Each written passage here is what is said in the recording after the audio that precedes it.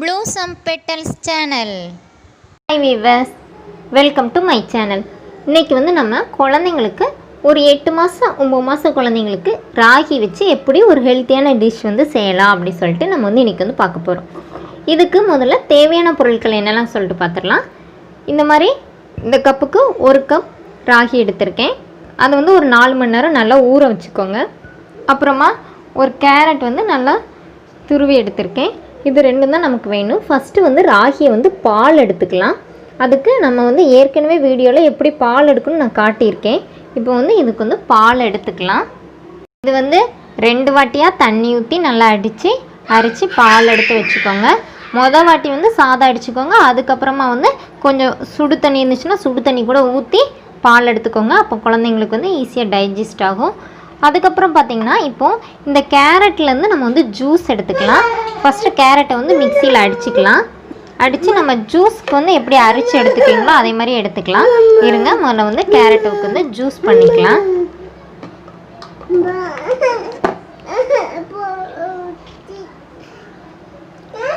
இப்போ இதை வந்து வடிகட்டிக்கலாம். பார்த்தீங்கன்னா ஒரு 8 மாத குழந்தைங்களுக்கு இந்த மாதிரி வடிகட்டி கொடுங்க. ஒரு 1 வயசுக்கு மேலே உள்ள குழந்தைங்களுக்கு இந்த மாதிரி நீங்கள் கொடுக்குறீங்க அப்படின்னா நீங்கள் வடிகட்டலாம் வேணாம். நம்ம துருவி தானே கேரட் சேர்த்தோம், அதை வந்து அப்படியே சேர்த்துக்கலாம். ஏன்னா சின்ன குழந்தைங்களுக்கு தான் இது போய் சிக்கிக்கும். அதுக்காண்டி தான் இந்த மாதிரி வடிகட்டி எடுக்கிறோம். பெரிய பிள்ளைங்களுக்குன்னா அந்த மாதிரி இல்லை.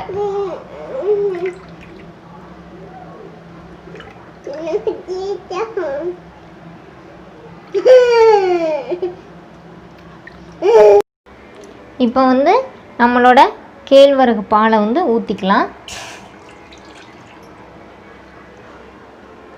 மாதிரி நம்ம எடுத்து வச்சுருக்கிற கேரட் ஜூஸையும் ஊற்றிக்கலாம்.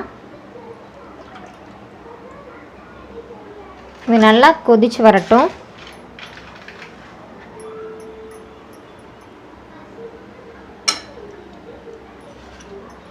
எட்டு மாத குழந்தைங்களுக்கு 9 மாத குழந்தைங்களுக்குனா இப்படியே கொடுத்துருங்க. இனிப்பு வேணும்னு நினச்சிங்கன்னா மட்டும் பாகு காய்ச்சோ இல்லாட்டி நாட்டு சர்க்கரையை சேர்த்துக்கோங்க. ஆனால் குழந்தைங்களுக்கு ரொம்ப இனிப்பு கொடுக்காம இந்த மாதிரி கொடுத்திங்கன்னா அவங்க வந்து இது சாப்பிட்டு பழகிக்குவாங்க. அதனால் இந்த மாதிரியே கொடுத்து பழகிக்கோங்க. இது வந்து இப்போ நல்லா கொதித்து வற்றி வரும், அது வரைக்கும் வெயிட் பண்ணுவோம். ஏன்னா கேழ்வரகு பார்த்திங்கன்னா வளர்கிற குழந்தைங்களுக்கு போன்ஸுக்கெலாம் நல்லா ஸ்ட்ராங் ஆகணும் அப்படிங்கிறதுக்காண்டி தான் நம்ம வந்து ஒரு 6 மாதத்துலேருந்தே ஒரு 7 மாதத்துலேருந்து குழந்தைங்களுக்கு இந்த மாதிரி கேழ்வரகு பாலில் கூழ் செஞ்சு கொடுங்க, கேழ்வரகு கூழ் கொடுங்க அப்படிலாம் வந்து சொல்கிறாங்க. எதுக்குன்னா அப்போ தான் குழந்தைங்களுக்கு அந்த இம்யூனிட்டி சக்தி எல்லாமே கூடி வரும். அதுக்காக தான். இப்போ நம்ம அதை கூட கேரட் எதுக்காண்டினா எப்போவுமே கேழ்வரகு பால் பாகு மட்டும் சேர்த்து கொடுத்துட்டே இருந்தோன்னா குழந்தைங்களுக்கே போர் அடிச்சிடும்ல, அதுக்காண்டி தான். இது பார்த்திங்கன்னா இந்த மாதிரி நல்லா கெட்டியாக வரும். இந்த பார்த்திங்களா, இந்த மாதிரி நல்லா கெட்டியாக வரும். அது வரைக்கும் நல்லா இது பண்ணி விடுங்க. குழந்தைங்க அப்போ தான் நல்லா சாப்பிடுவாங்க. இன்னொன்று இது பார்க்கவே நல்லா கலர்ஃபுல்லாக இருக்குல்ல, குழந்தைங்களும் விரும்பி சாப்பிடுவாங்க. இந்த மாதிரி அடியில் பிடிக்காமல் மட்டும் கொஞ்சம் நல்லா கிண்டி விட்டுக்கோங்க. குழந்தைங்களுக்கு இப்படியே கொடுத்து பழக்கிருங்க. எப்போவுமே இனிப்பு கொடுக்கணும் அப்படின்னு நினைக்காதீங்க. அப்புறமா இன்னொன்று பார்த்திங்கன்னா குழந்தைங்களுக்கு ஒரு 7 மாதத்துலேருந்து சாப்பாடு கொடுங்க, 6 மாதத்துலேருந்து சாப்பாடு கொடுங்க அப்படின்னு சொல்கிறது என்ன கணக்குன்னு பார்த்திங்கன்னா குழந்தைங்களுக்கு அந்த 6 மாதம் முடிஞ்சு 7ஆவது மாதம் தொடங்கியிருக்கணும். முடிஞ்சதை தான் நம்ம எப்போவுமே சொல்லுவோம். அதனால் அதுதான் 6 மாதம் அப்படிங்கிற கணக்கு வந்து சொல்கிறது. குழந்தைங்களுக்கு 6 மாதம் முடிஞ்சிருக்கணும், அப்போ தான் நம்ம வந்து சாப்பாடே கொடுக்க ஆரம்பிக்கணும். அதை ஞாபகம் வச்சுக்கோங்க. ஏன்னா நிறைய பேர் கேட்குறீங்க, குழந்தைங்க ஒரு 5 மாதம் குழந்தை கொடுக்கலாமா அப்படிலாம் கேட்குறீங்க. அப்படிலாம் கொடுக்கக்கூடாது. 6 மாதம் முடிஞ்ச பிறகு தான். ஏன்னா அப்போ தான் குழந்தைங்களோட அந்த செரிமான மண்டலம்லாம் நல்லா வேலை செய்ய ஆரம்பிக்கும். அப்போ வந்து நம்ம வந்து லைட்டாக சாப்பாடு கொடுக்க ஆரம்பித்து அப்புறமா கொஞ்சம் கொஞ்சமாக நம்ம வந்து சாலிட் ஃபுட்டை வந்து கூட்டிக்கலாம். அதனால தான் ஃபஸ்ட்டு லிக்யூடாக கொடுக்குறோம், அப்புறமா கொஞ்சம் சாலிடாக கொடுக்க ஆரம்பிக்கிறோம். அது மறந்துடாதீங்க. இந்த மாதிரி நல்லா கெட்டியாகட்டும். பார்த்திங்கன்னா குழந்தைங்களுக்கு நம்ம எப்போவுமே ராகி பால் எடுத்து செஞ்சு கொடுக்கறதுக்கு இது வந்து ரொம்ப ஹெல்த்தியாக ஃபீல் பண்ணுவாங்க.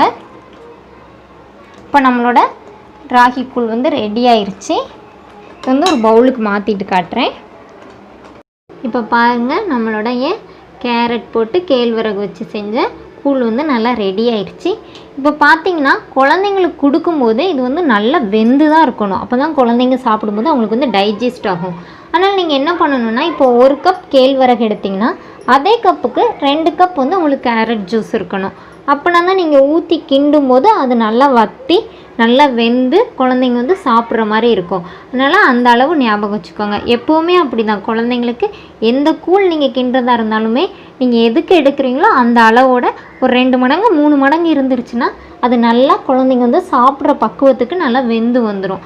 இப்போ நம்மளுடைய கூழ் வந்து நல்லா வெந்து குழந்தைங்க சாப்பிட்ற அளவுக்கு வந்துருச்சு. இப்போ நம்ம இதை வந்து குழந்தைங்களுக்கு நீங்கள் லிக்யூடாக வேணுன்னா லிக்யூடாகவே கொடுத்துக்கலாம், இல்லைனா கெட்டியாக வேணுன்னா கெட்டியாக்கி ஸ்பூன் வச்சு கூட குழந்தைங்களுக்கு வந்து ஊட்டிக்கலாம். குழந்தைங்களும் விரும்பி சாப்பிடுவாங்க. ஓகே வீவர்ஸ், எங்கள் சேனலை சப்ஸ்கிரைப் பண்ணாதவங்க மறக்காமல் சப்ஸ்கிரைப் பண்ணுங்கள். உங்கள் ஃப்ரெண்ட்ஸ் யாராவது குழந்தைங்க வச்சுருந்தாங்கன்னா அவங்களுக்கும் ஷேர் பண்ணுங்கள். நாங்கள் வந்து இப்போ குழந்தைங்களுக்கு ஒரு சின்ன குழந்தைங்களுக்கு வந்து படிக்கிறதுக்காக அனிமேஷன் சேனல் மாதிரி க்ரியேட் பண்ணியிருக்கேன், குட்டி டீச்சா அப்படின்னு சொல்லிட்டு. அதோட லிங்கையும் வந்து கீழே டிஸ்கிரிப்ஷனில் போட்டிருக்கோம்.